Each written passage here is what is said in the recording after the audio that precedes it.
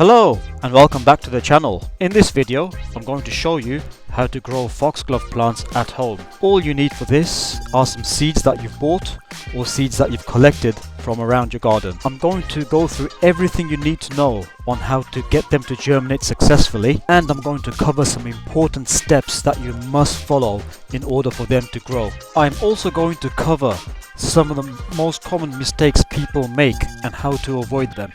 Be sure to watch this video until the end and not miss a step, as this could be the reason your foxgloves germinate or not.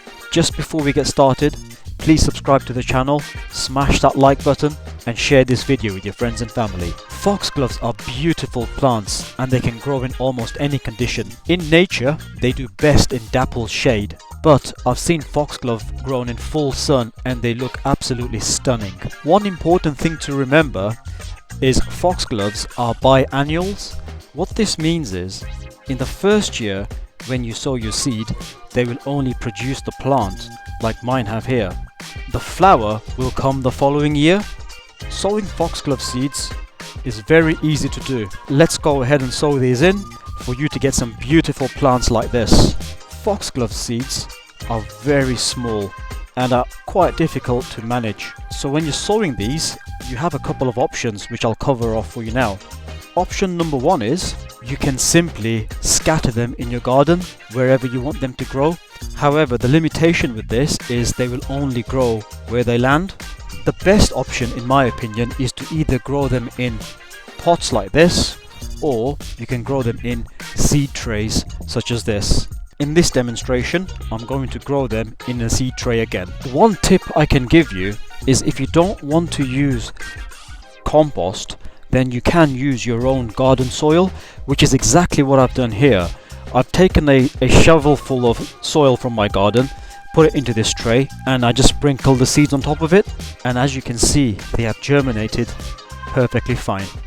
But for this demonstration, I will be using some fresh compost, as I know most people will have access to this. All we want to do is to fill up our tray with fresh compost. Once you've filled up your tray about 3/4 of the way up, just level out your compost and firm it in. When you have filled your tray and pressed the compost in, this is what it should look like. Now it's at this stage where people make the biggest mistake when sowing foxglove seeds. What I've seen people do is they sow their foxglove seeds now and then they water it. The problem with that is, because the foxglove seeds are still loose on top, when you water it, it will wash away the seeds to the side of your tray or your pot, and that is something you don't want. The solution to this is we water our compost first, and the reason why we do that is because when we scatter the seeds, they will stick to the compost. So let's go ahead and water it first. Okay, that's been watered in nicely now. You can see the water has pulled the compost together and put it into position, and that's exactly what we want. By the way, if you're enjoying this video, please subscribe to the channel, smash that like button and share this video with your friends and family. The sowing method is actually very easy, but just remember, because they are so small, I wouldn't recommend doing this on a windy day. So we just take our seeds and we want to just sprinkle them from the top like so. Now don't be tempted to sow too many. I'll put another pinch in or so. Okay, that's perfect. There we go. Once you have sown your seeds, do not cover them with compost. Foxglove seeds need light to germinate, and because the soil is now moist, you do not need to water them either. You can leave your tray outside in the garden now. What I would recommend is, if you are leaving them in the garden, just cover them with a plastic lid. This is not essential, but what it will do is, when it rains, it won't bash the seeds around.